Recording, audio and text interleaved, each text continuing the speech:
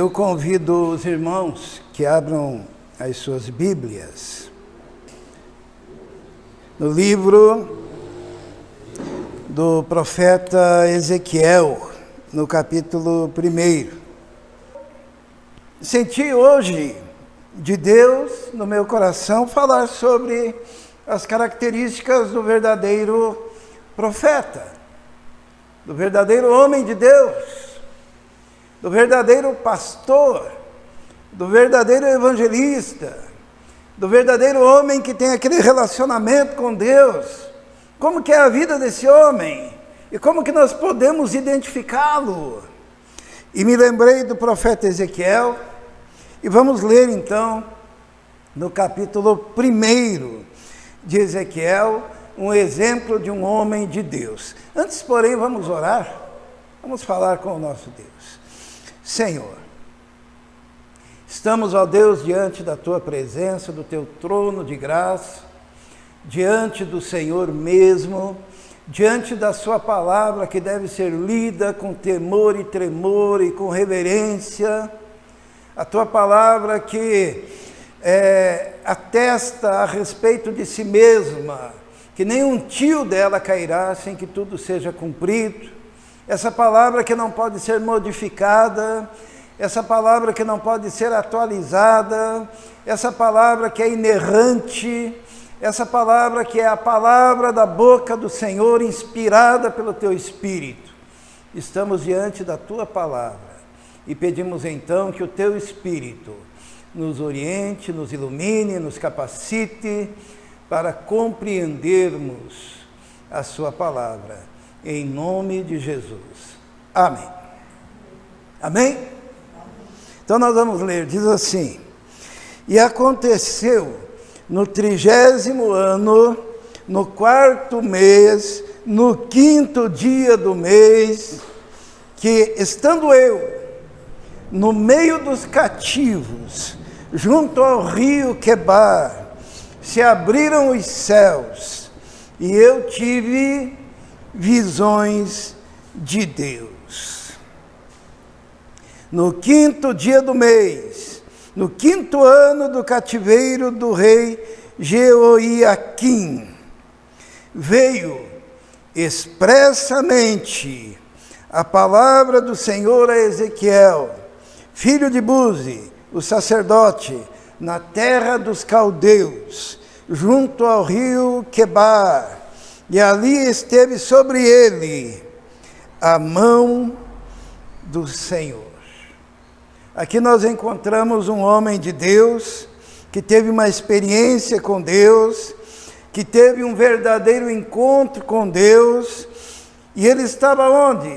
Ele estava no meio dos cativos, ele estava no meio daquele povo que tinha sido levado da sua terra para a Babilônia. Ele estava à margem do rio junto com os cativos, que eram prisioneiros em terra estranha, e foi ali, às margens do rio Quebar, que os céus se abriram, e ele teve visões de Deus. Aqui nós já começamos a aprender algumas coisas. E a primeira coisa desse profeta, desse homem, que teve visões de Deus à margem do rio Quebar, é que ele transitava bem entre os cativos, os céus e as visões, não é isso? O que diz lá o texto? Vamos ler novamente. Estando eu no meio dos cativos, junto ao rio Quebar, se abriram os céus e eu tive visões de Deus. Ele transitava bem, né? No meio do povo, povo sofrido, povo de dor, povo angustiado, povo cativo. Ele estava lá no meio daquele povo. Mas ele também, no meio do povo, recebeu a visão de Deus, e os céus se abriram. E nós encontramos aqui a primeira característica do verdadeiro profeta: ele não vira elite, intocável, celebridade, né? Nós vivemos hoje uma época que os profetas viraram celebridades, né? Eles precisam, a Bia que trabalha no aeroporto, eles precisam de sala VIP, né? Os irmãos sabem o que é VIP? O que é VIP? Very... Fala aí, você que fala inglês. Não é very? Isso mesmo. Personalidades muito importantes tem a sala VIP. O que tem na sala VIP? Tem comida, tem bebida, tem tudo aquilo que se possa imaginar ali dentro. Por quê? Porque uma personalidade importante, ela não pode estar no meio do povo. Uma personalidade importante, ela não pode estar lá no meio dos cativos, né? Na beira do rio. Imagine, alguém que consegue imaginar celebridades gospel, às margens do Rio Belém. Alguém conhece o Rio Belém aqui? O que tem lá no Rio Belém? Há uns 20 anos atrás tinha muitas favelas, né? Hoje em dia eu não sei se tem ainda, né? Mas às margens do Rio Belém, entre os cativos, uma grande celebridade gospel ali no meio. Não, é muito difícil, né? Normalmente tem aquele profeta não muito aceito, que está andando no meio lá dos cativos. Eu tenho aqui até um exemplo, a Bia, né? Lembra? Quando a gente tinha as crianças ali numa favela, e numa invasão, na verdade, tinha um rio ali perto também, né? Tinha a linha do trem, tinha um monte de barraco, e a gente ia fazer culto. 8 horas da noite, não tinha luz, né? Praticamente. E o pessoal andava armado, porque precisava de segurança, não é isso? Lá no meio. Mas daí, se perguntar se vocês são profetas, não, nós somos malucos. Eu me lembro quando eu fui chamado, 3 horas da madrugada, porque tinha morrido um bebê, e aquela família em luto, e eu entrei naquele barraco, aquele bebê morto no meio do barraco, um bebezinho pequenininho. Quando eu entrei lá naquela invasão, naquela escuridão, eu não vi de onde, mas veio uma voz: quem é? Ah, o pastor, pode ir. Tinha segurança, me reconheceram. Mas celebridade quer ficar longe disso. Uma das coisas que me chama a atenção é que aquele homem chamado de Deus, ele transitava bem entre os cativos, as visões que vinham do céu, o exercício do seu ministério, numa situação de dificuldade, e o conhecimento diferenciado que ele tinha não o fazia arrogante. Hoje todo mundo que ganha algum destaque no meio gospel quer abrir uma igreja, sabe aonde? Na Flórida. Até recentemente falaram: venham para o Brasil. Não. A gente precisa... O Israel me falou de uma esquete, né? Onde um rapaz queria ser missionário, o pastor perguntou para ele: aonde que você quer ser missionário? Aonde que era mesmo? Ele queria ir lá, ele queria pregar na Disney. Entende? Não que não precisem,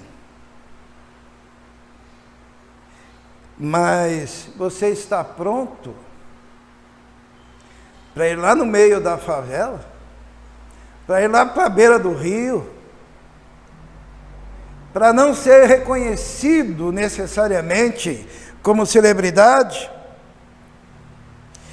Outra coisa que nos chama a atenção é essa palavra: veio expressamente. A palavra do Senhor a Ezequiel. expressamente.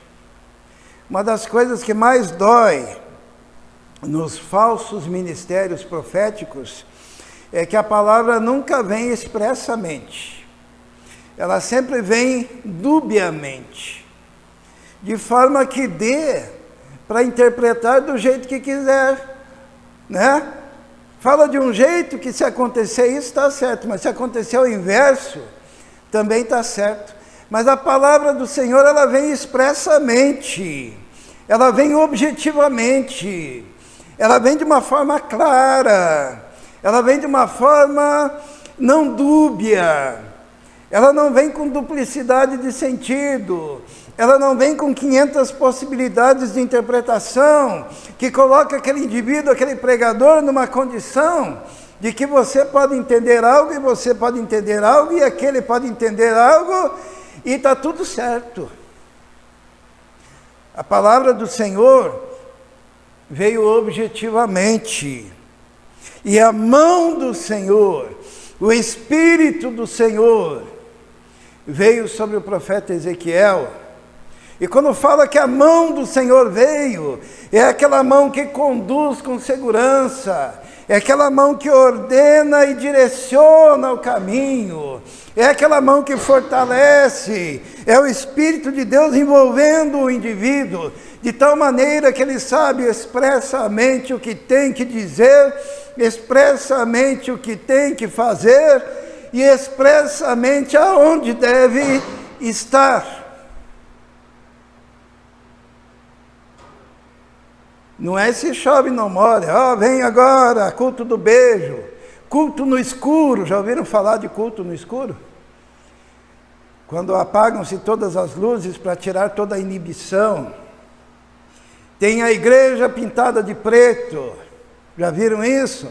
Né? Tem de tudo, porque aonde falta a palavra, aumenta a criatividade marqueteira, porque falta a palavra de Deus e a mão de Deus conduzindo. O profeta Ezequiel, ele estava debaixo da mão do Senhor e da orientação do Senhor. E sabe o que ele viu? Ele viu, alguém sabe? É porque o livro de Ezequiel é pouco lido, né? Mas a primeira visão de Ezequiel é a visão da glória de Deus. Alguém poderia descrever a glória de Deus? A glória de Deus é indescritível. E quando Ezequiel tenta descrever a glória de Deus que ele viu, o que aconteceu? Ele se envolveu em muitos simbolismos para descrever a glória de Deus. A gente vai falar num dos cultos sobre a glória de Deus que havia deixado um lugar e ido para outro lugar. Está no livro, depois nós vamos ver isso. Mas vamos ver uma pequena descrição da glória de Deus e depois a clareza da palavra de Ezequiel. Diz ele: olhei e eis que um vento tempestuoso vinha do norte, uma grande nuvem, com fogo revolvendo-se nela, e um resplendor ao redor, e no meio dela havia uma coisa, como a cor do âmbar, que saía do meio do fogo. Então, ele descreve isso como uma teofania. O que é uma teofania? Teofania é a manifestação de Deus. Alguém lembra de alguma outra teofania na Bíblia? Tem um monte, né?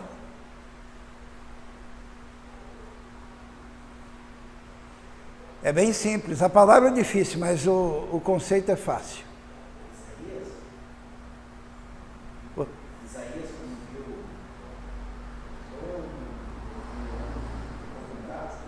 Ah, sim, aquilo foi uma teofania, né? Ele viu o trono de Deus e tal. Teofania é uma visão de Deus. A mais simples de todas, para nós entendermos, é a sarça. Quando Moisés Ele está lá cuidando das ovelhas e ele vê uma sarça pegando fogo, aquela árvore, e o fogo não se consumia. E daí uma voz saiu e disse assim: tira as sandálias dos teus pés, porque a terra em que você pisa é terra santa. Lembram disso? É uma teofania. Ou quando Josué está entrando para conquistar a terra prometida, e aparece o príncipe dos exércitos celestiais, e ele é obrigado a tirar as sandálias dos pés, porque ali era uma teofania, era a manifestação do Senhor Jesus no Velho Testamento. E aqui no caso de Ezequiel, a teofania é a visão dele da glória de Deus, que estava a caminho de outro lugar. E quando a gente tem um encontro com Deus verdadeiro, quando a gente participa de uma teofania, quando a gente tem uma relação com Deus que nos envolve de forma tão intensa, como muitos dão testemunho, essas teofanias não causam orgulho, mas elas produzem humildade. É bem interessante isso, né? A pessoa coloca a boca no pó, porque quando você se vê diante de Deus, você se humilha, porque você vê que é pequeno. Diz a palavra de Deus, quando ele revela o que ele tinha visto, ele diz assim: como o aspecto do arco que aparece na nuvem no dia da chuva, assim era o aspecto do resplendor ao redor. Este era o aspecto da semelhança da glória do Senhor. E vendo isso, caí sobre o meu rosto e ouvi a voz de quem falava.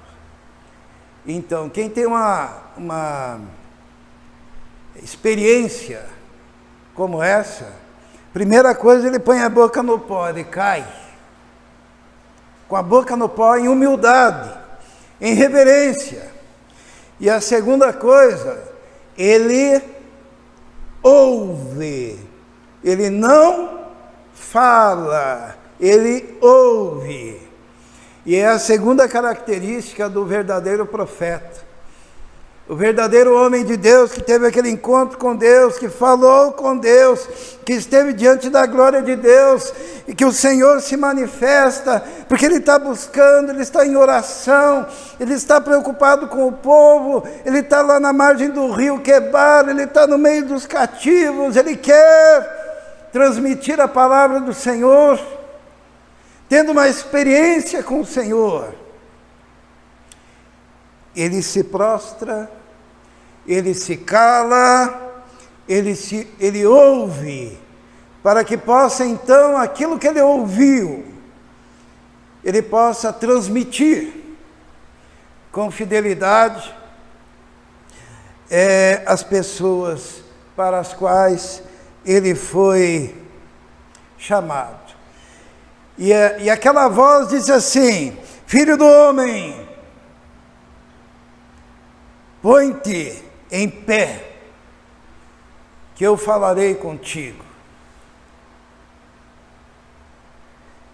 É muito importante isso, irmãos. É muito importante essa palavra, filho do homem.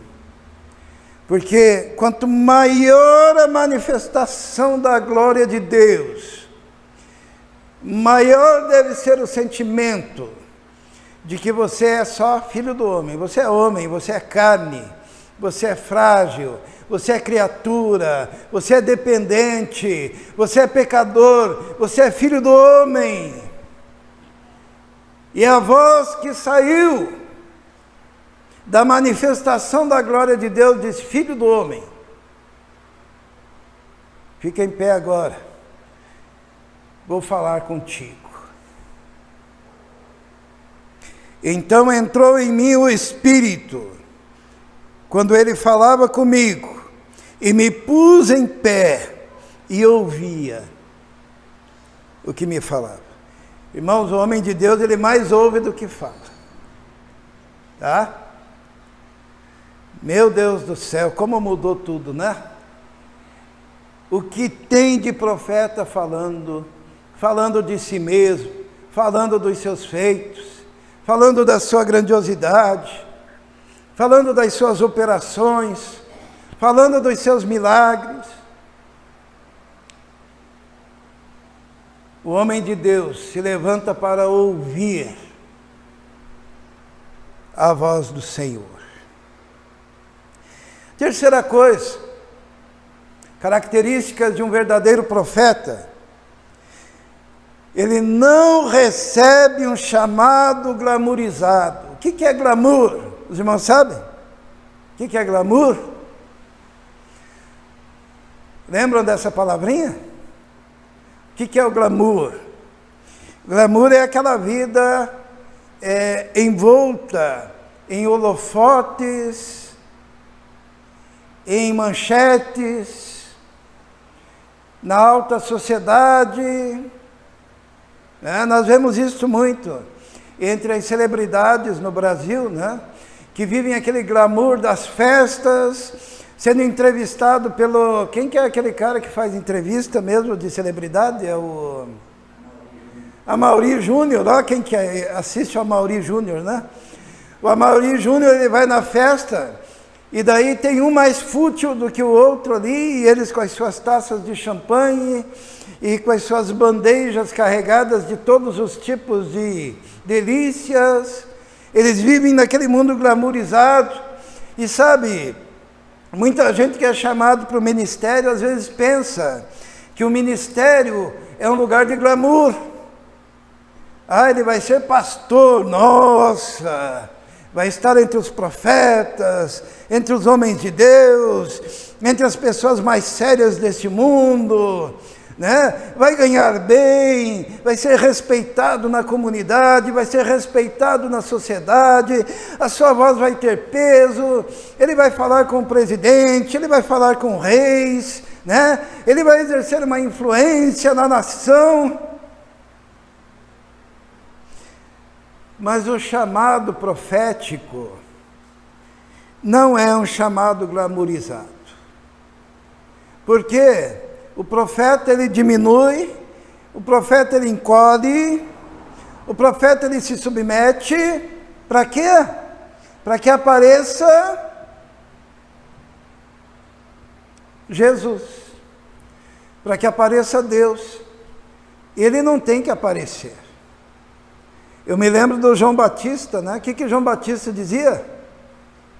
Ele viu Jesus, ele disse: eis o Cordeiro de Deus que tira o pecado do mundo.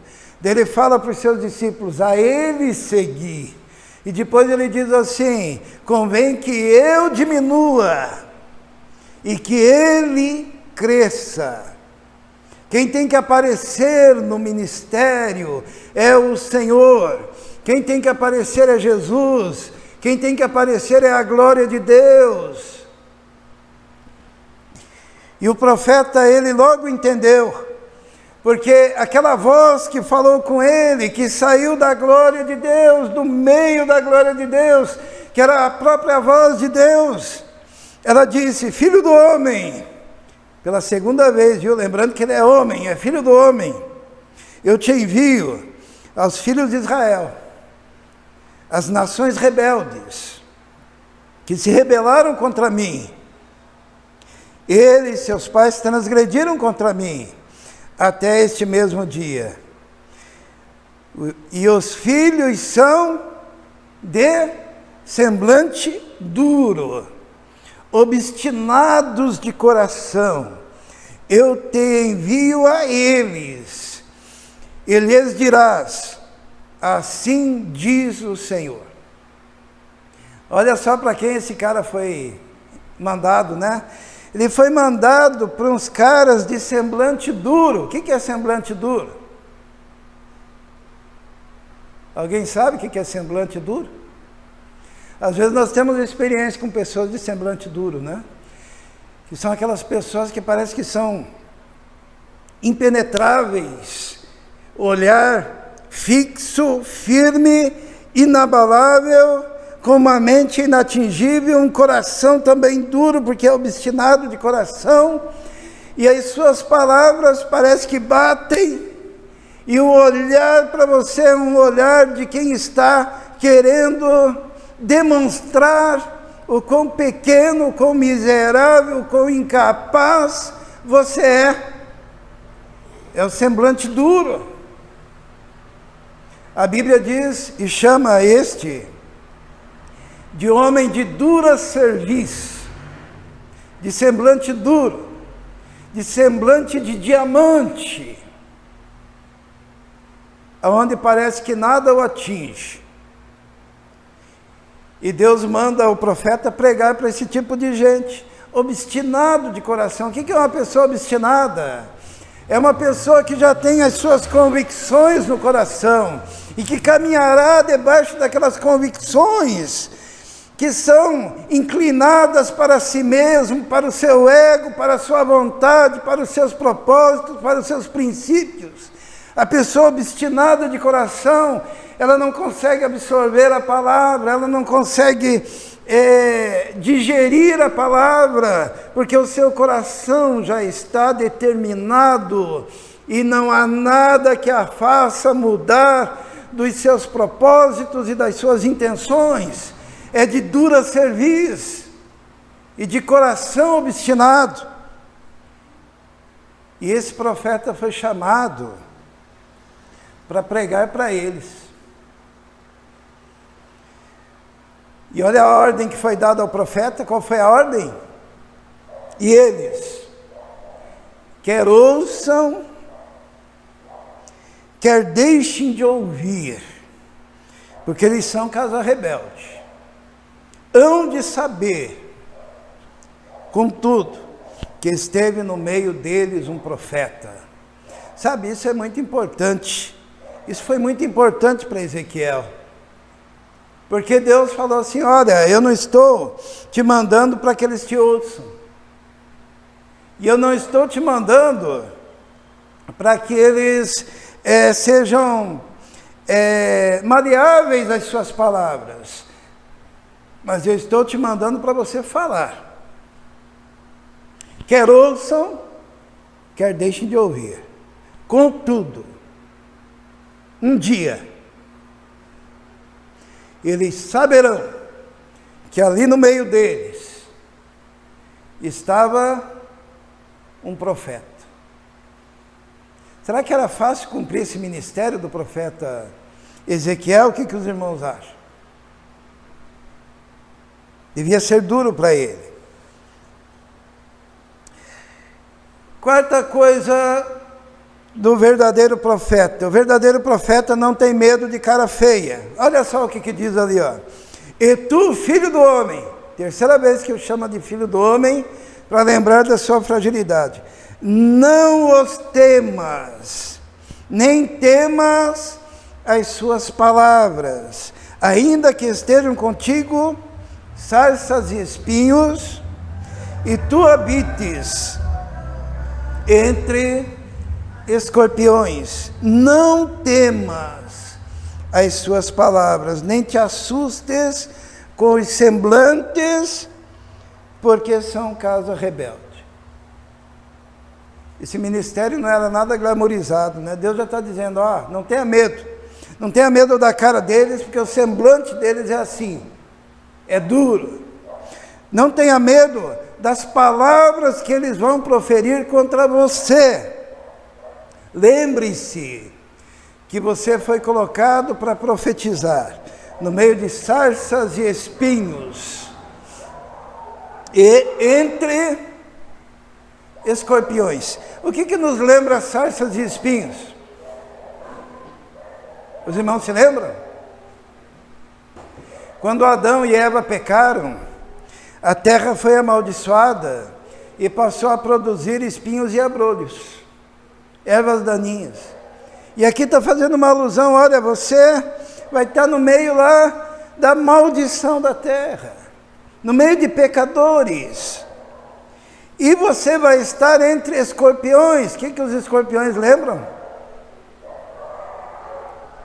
Uma vez, Jesus mandou os discípulos e disse para os discípulos: eis que eu lhes dei poder para pisar serpentes e escorpiões, e todo o poder do inimigo. Essas serpentes e escorpiões lembram a ação dos espíritos malignos, dos demônios. Então, na verdade, esse profeta, ele estava no meio de um povo obstinado, um povo de dura cerviz, um povo de coração obstinado. Ele estava no meio de um povo pecador, num lugar cheio de espinhos e abrolhos, e estava entre escorpiões, que seria a ação do inimigo. E eu quero dizer, irmãos, que todo homem chamado por Deus, toda mulher chamada por Deus, não está muito diferente dessa situação aqui do profeta Ezequiel. Deus não chama ninguém para um ministério glamourizado. Deus, ele não te chama para ir num lugar que não tenha nada para você fazer, né? A não ser que você queira mandar os casais se beijarem, pintar a igreja de preto, que daí fica fácil. Mas a batalha espiritual é muito mais intensa e profunda do que imaginamos. E assim era aquele chamado. Mas uma característica do verdadeiro profeta, ele é fiel à palavra de Deus e não sucumbe à pressão popular. E quando Deus chama Ezequiel, Deus fala isso para ele. Ele diz assim, você habita no meio de escorpião, você está entre espinhos e abrolhos, porém, olha aqui, mas tu lhes dirás as minhas palavras, quer ouçam, quer deixem de ouvir, pois são rebeldes. Mas tu, filho do homem, de novo chamando ele de filho do homem, né? Tu, filho do homem, ouve o que te falo. Não sejas rebelde como a casa rebelde. Abre a tua boca e come o que te dou. O que significa quando Deus fala para o profeta, não seja rebelde como a casa rebelde? Hã?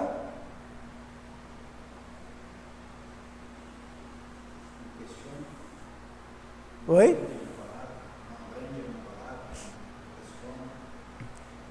Na verdade, irmãos, não seja rebelde como a casa rebelde, significa o seguinte, porque é muito fácil você agradar uma igreja.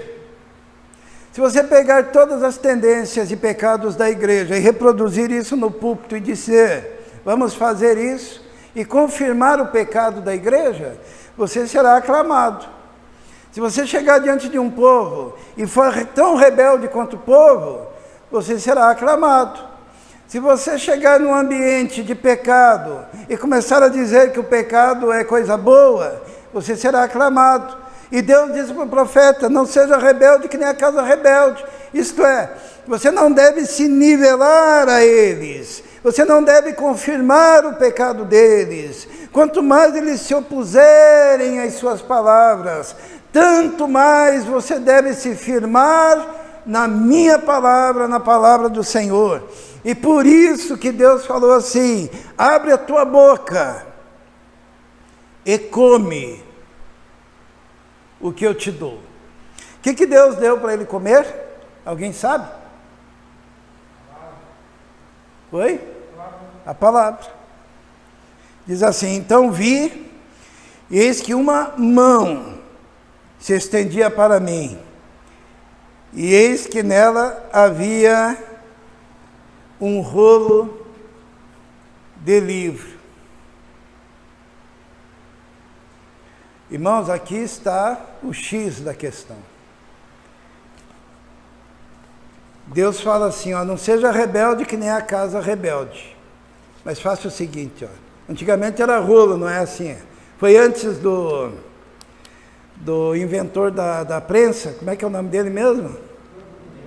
Gutenberg, né? Foi antes, foi bem antes, por sinal. Gutenberg está em 1500. Mas olha aqui, ó. Foi dado o rolo, a palavra, e disse assim para o profeta: não seja rebelde que nem esse povo, porque aí tem escorpião, tem erva daninha, tem de tudo que não presta.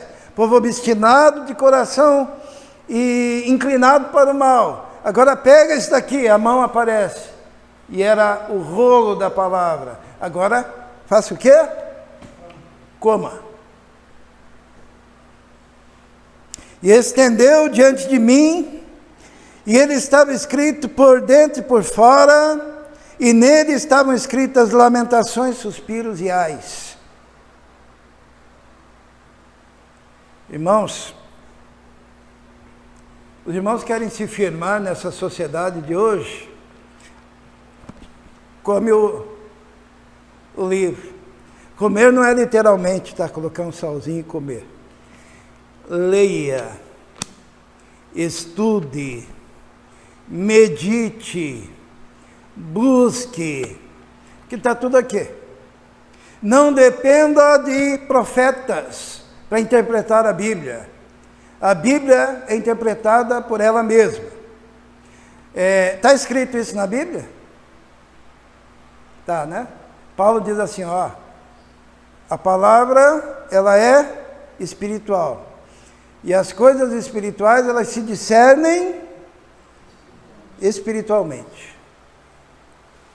Você não deve depender de ninguém. Quando você estuda algum teólogo, estuda algum livro de algum comentário, é só um auxílio externo, mas ali pode estar tudo errado, tá? O certo está aqui. E Deus disse para o profeta, coma a palavra. E nós aprendemos mais uma coisa do verdadeiro profeta. É orientado de que o ouvir ou deixar de ouvir não está relacionado com a capacidade de entender. Essa é a minha resposta. Lembra que no começo do culto eu falei assim, por que será que o pessoal, mesmo estando tudo claro na Bíblia, tudo muito claro, que é só saber ler, mesmo assim, rejeita? É porque o ouvir ou deixar de ouvir não está relacionado com a capacidade de entender. Eu quero dizer aqui que todo mundo tem capacidade de entender. Então, qual é a diferença? Qual é a diferença? Porque aqui tem gente que aceita e tem gente que rejeita. Se tudo está claro na palavra e todo mundo tem capacidade para entender. Existe um motivo que Deus fala ao profeta. E o motivo está aqui, ó. Depois me disse, filho do homem, come o que achares, come este rolo, e vai e fala à casa de Israel. Então abri a minha boca e me deu a comer o rolo, e disse-me, filho do homem, dá de comer ao teu ventre, enche as tuas entranhas desse rolo que te dou. Então comi, e era na minha boca doce, como um mel. Disse-me ainda, filho do homem, vai, entra na casa de Israel e dize-lhe as minhas palavras, porque tu não és enviado a um povo de estranha fala, nem de língua difícil, mas a casa de Israel. Nem a muitos povos de estranha fala e de língua difícil, cujas palavras não possas entender.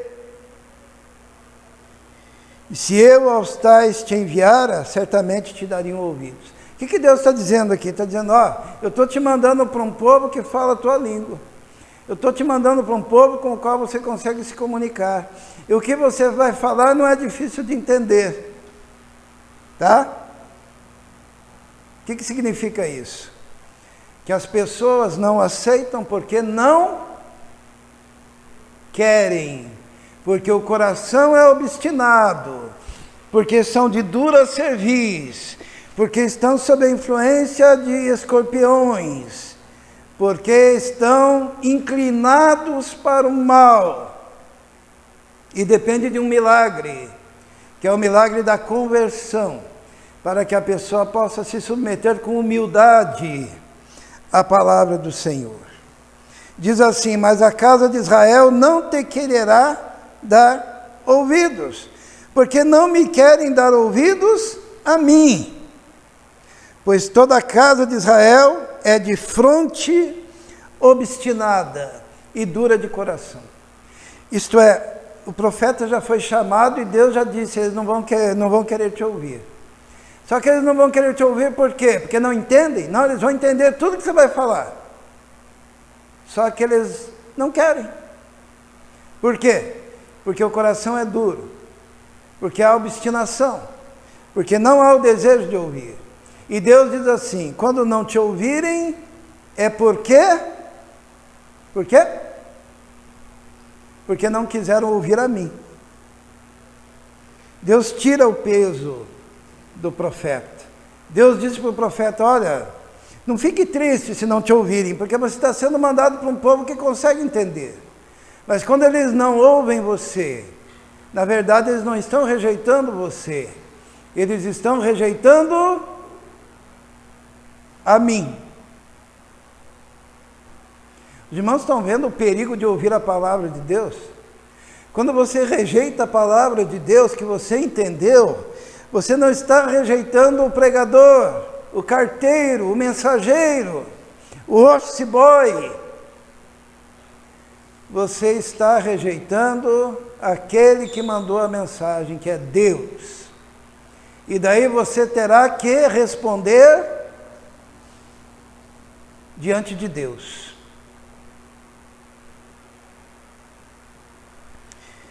E Deus diz: eis que fiz duro o teu rosto contra os seus rostos, e forte a tua fronte contra a sua fronte. Deus mandou aquele profeta para o embate. Fiz como diamante a sua fronte, mais forte do que a pederneira. Não os temas, nem te assombres com os seus rostos, porque são casa rebelde. Disse-me mais: filho do homem, recebe no teu coração todas as minhas palavras que te hei de dizer, e ouve-as com os teus ouvidos. Eia, pois, vai aos do cativeiro, aos filhos do teu povo, e lhes falarás e lhes dirás: assim diz o Senhor Deus, quer ouçam, quer deixem de ouvir. Irmãos, hoje o Senhor nos mostra o que é um profeta, o que é um homem de Deus. E o homem de Deus é aquele que fala a palavra de Deus.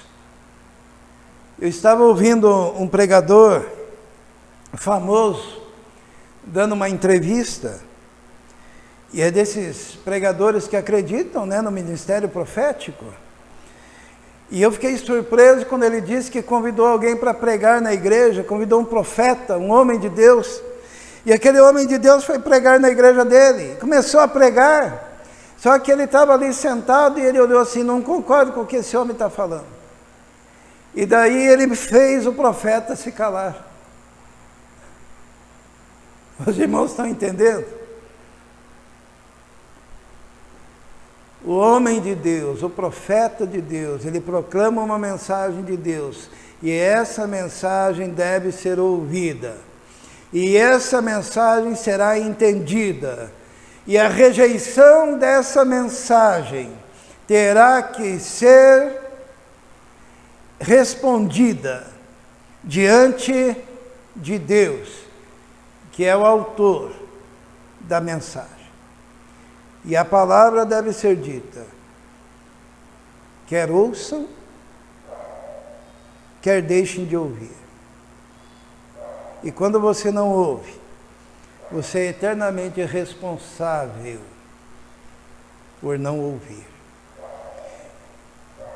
Existe a responsabilidade de quem prega, que tem que pregar a palavra. existe a responsabilidade de quem ouve, que deve acatar a palavra de Deus. Vamos fechar os olhos, vamos orar. Senhor, a Tua palavra, ela nos diz que devemos comê-la, isto é, devemos estudá-la com temor, com tremor, com reverência, com respeito, sabendo que é a palavra inspirada, que é a palavra do Senhor, e que toda a Escritura é divinamente inspirada e proveitosa para ensinar, para repreender, para redarguir. Nós já sabemos disso. Pedimos que essa verdade esteja colocada dentro de nós, ó Deus. E que cada irmão, que cada crente, reconhecendo isso, possa sair submisso à Tua palavra. Nós te pedimos isso, em nome de Jesus. Amém.